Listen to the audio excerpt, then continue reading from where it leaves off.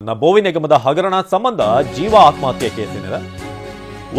ವಕೀಲೆ ಜೀವಾಗೆ ಚಿತ್ರಹಿಂಸೆ ನೀಡಿರುವುದು ಸಾಬೀತಾಗಿದೆ.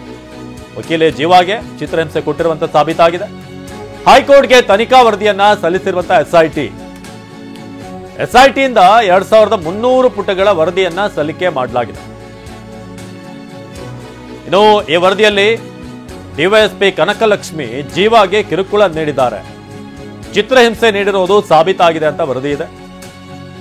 ಸಾಕ್ಷಿದಾರರ ಹೇಳಿಕೆ ಹಾಗೆ ವಿಡಿಯೋ ಸಾಕ್ಷಿಗಳ ವರದಿ ಹಾಗೆ ವಿವಸ್ತ್ರಗೊಳಿಸಿದ್ದಂತ ವಿಡಿಯೋಗಳು ಡಿಲೀಟ್ ಆಗಿದ್ವು.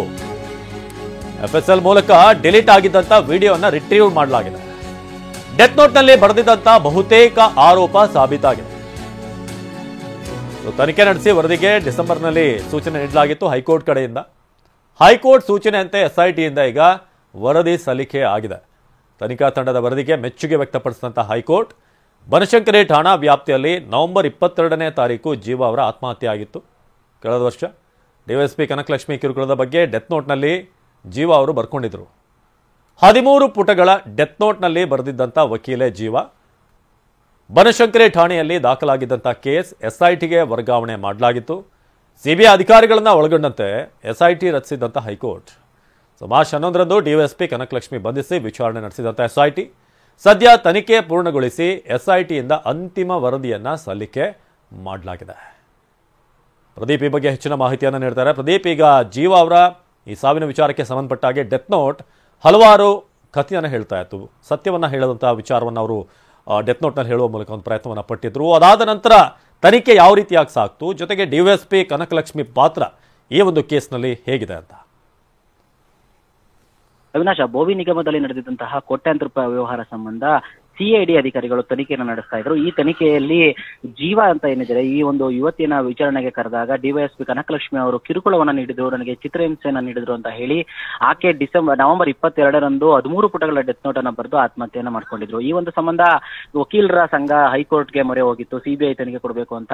ಆದ್ರೆ ನಾಗಪ್ರಸನ್ನ ಅವರಿದ್ದಂತಹ ಪೀಠ ಇದೊಂದು ಸಿಬಿಐ ಅಧಿಕಾರಿಗಳನ್ನು ಒಳಗೊಂಡಂತಹ 3 ಎಸ್ಐಟಿ ಅಧಿಕಾರಿಗಳನ್ನ ಎಸ್ಐಟಿಗೆ ಒಂದು ನೇಮಿಸಿ ತಂಡವನ್ನ ರಚಿಸಿ ತನಿಖೆ ನಡೆಸಿ 3 ತಿಂಗಳಲ್ಲಿ ವರದಿಯನ್ನ ಕೊಡಬೇಕು ಅಂತ ಹೇಳಿತ್ತು. ಹೀಗಾಗಿ ಈಗ ಕಳೆದ ಒಂದು ವಾರದಿಂದ 3 ತಿಂಗಳಿಂದ ಸಹ ತನಿಖೆಯನ್ನ ನಡೆಸಿದ್ದಂತಹ 3 ಅಧಿಕಾರಿಗಳ ನೇತೃತ್ವದ ತಂಡ ಈಗ ಈ ಒಂದು ಅಂತಿಮ ವರದಿಯನ್ನ ಹೈಕೋರ್ಟ್ಗೆ ಸಲ್ಲಿಸಿರುವಂತದ್ದು. ಇದರಲ್ಲಿ ಜೀವಾಗೆ ಡಿವೈಎಸ್ಪಿ ಕನಕಲಕ್ಷ್ಮಿ ಅವರು ಕಿರುಕುಳ ನೀಡಿರೋದು ಮತ್ತೆ ಹಿಂಸೆ ನೀಡಿರುವುದು ಸಾಬೀತು ಅಂತ ಹೇಳಿ ವರದಿ ಸಲ್ಲಿಕೆಯಾಗಿರೋದು ಗೊತ್ತಾಗಿರುವಂತದ್ದು. ಅಂದ್ರೆ ಸಾಕ್ಷಿದಾರ ಹೇಳಿಕೆ ಆಗಿರ್ಬೋದು ಮತ್ತು ವಿಡಿಯೋ ಸಾಕ್ಷಿಗಳು, ಅಂದ್ರೆ ಡಿವೈಎಸ್ಪಿ ಕನಕಲಕ್ಷ್ಮಿ ಅವರು ಜೀವ ಅವರ ವಿಚಾರಣೆ ಮಾಡಿದಾಗ ಏನು ವಿಡಿಯೋ ರೆಕಾರ್ಡ್ ಆಗಿತ್ತು ಆ ಒಂದು ಸಾಕ್ಷಿಗಳು ಏನಿತ್ತು ಆದ್ರೆ ಆ ಸಾಕ್ಷಿಗಳನ್ನ ಡಿಲೀಟ್ ಮಾಡುವಂತಹ ಒಂದು ಪ್ರಯತ್ನವನ್ನು ಸಹ ಡಿವೈಎಸ್ಪಿ ಅವರು ಮಾಡಿದ್ರು ಅಂತ ಗೊತ್ತಾಗಿದೆ. ಆದ್ರೆ ಎಫ್ಎಸ್ಎಲ್ ಮೂಲಕ ಅದನ್ನ ಮತ್ತೆ ರಿಟ್ರೀವ್ ಮಾಡಿಸಿ ಅದರಲ್ಲಿದ್ದಂತಹ ಅಂಶಗಳಲ್ಲಿ ಮಾಹಿತಿಯನ್ನ ಕಲೆ ಹಾಕಿದಾಗ ಇವರು ಅವ್ರಿಗೆ ಹಿಂಸೆಯನ್ನ ನೀಡಿದ್ದು ಸಾಬೀತಾಗಿರುವಂತದ್ದು. ಅಂದ್ರೆ ಆಕೆಯ ಏನು ನನ್ನನ್ನು ವ್ಯವಸ್ಥೆ ಮಾಡಿ ಹಿಂಸೆಯನ್ನ ಕೊಟ್ಟಿದ್ರು ಅಂತ ಹೇಳಿ ಜೀವ ಆರೋಪವನ್ನ ಮಾಡಿದ್ರು. ಇದೆಲ್ಲವೂ ಸಹ ನಿಜ ಅಂತ ಹೇಳಿ ಈಗ ಸದ್ಯಕ್ಕೆ ಇಷ್ಟು ಅಂದ್ರೆ ಡೆತ್ ನೋಟ್ ನಲ್ಲಿ ಮಾಡಿದಂತಹ ಬಹುತೇಕ ಆರೋಪಗಳು ನಿಜ ಅಂತ ಹೇಳಿ